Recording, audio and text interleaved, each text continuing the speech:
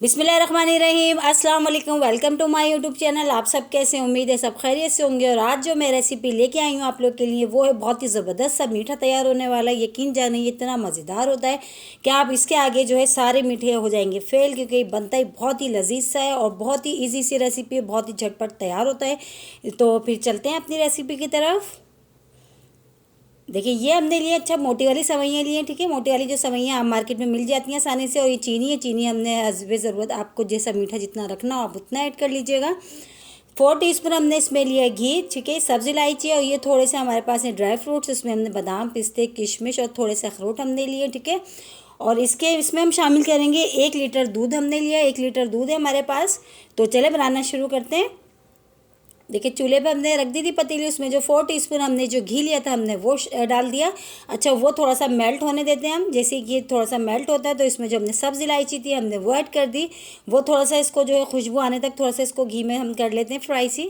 इसकी जो खुशबू है इसमें बहुत ही ज़बरदस्त सी आएगी हमारे मीठे में, ठीक है। और देखिए छिलके भी मैंने इसमें ऐड कर दिया। हमेशा की तरह मैं छिलके नहीं फेंकती। तो अब इसमें जो हमने जो मोटी सवैयाँ हमने ली थी हमने वो शामिल कर दी। तकरीबन 1 प्याले से ज़्यादा हमारे पास ये मोटी वाली सवैयाँ हैं, ठीक है। इसको अब हमने इतना देर जो है हमने थोड़ी देर जो है ऑयल जो घी हमने लिया है इसमें अच्छा सा हमने इसको फ्राई करना है, ठीक है। ज़्यादा हमने नहीं करना है क्योंकि ये ऑलरेडी फ्राई हुई हुई है। तो हमने इसको हल्का सा हमने ज़्यादा फ्राई करना है, ज़्यादा देर नहीं करना, जलानी नहीं है।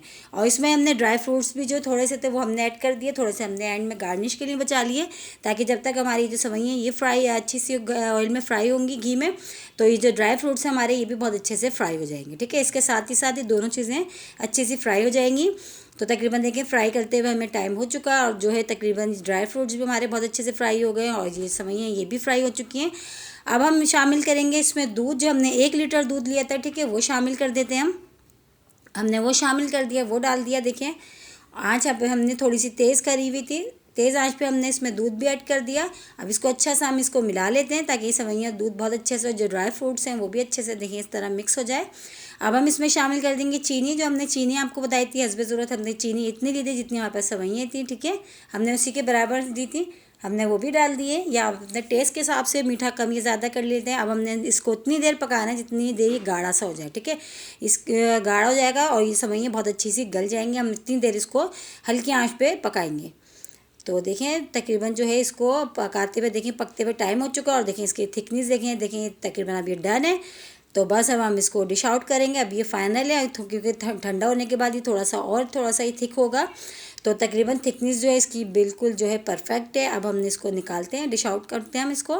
देखिए हमने डिश आउट कर लिया है इसको, हमने छोटे बाउल में भी निकाल लिया, बड़े बाउल में भी निकाला है।